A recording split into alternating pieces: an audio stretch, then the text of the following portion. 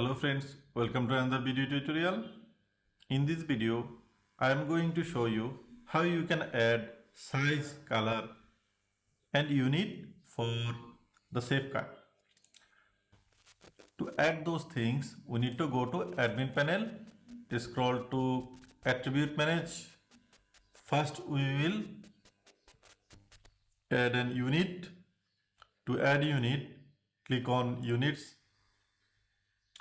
Here you will find different kind of unit listed here. For show you, I will create another kind of unit. Let's say example unit. Click on add new. This is how you can add unit as per your need. You can assign those unit while you are creating a product. You can also edit unit by clicking on edit icon and click on save changes.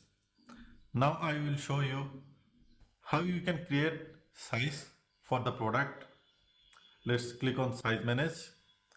Here you will find already created all the sizes list. Let's create one for ourselves. Custom size.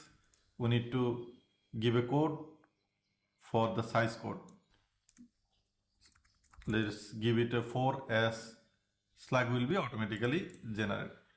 Click on save size. As you can see, this is added. This size you can attach with the product when you are creating any product in the platform. You can also edit it by just click on edit icon and then click on save changes. Now I will show you how you can add color in the platform. Let's click on color manage. Here you will find list of colors which is already created. You need to give a name, a color code and a Slack. Let's create our own color. Let's give it a random color, name of random color. Let's pick a random color here. And now leave the Slack page empty, it will generate automatically. Now click on save color.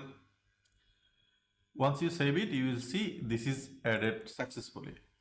You can edit product color anytime by click on edit icon. You can change it anytime. So this is actually how you can add color, size, unit for the Safecart product inventory system. Thank you so much for watching. See you in the next video. Bye bye.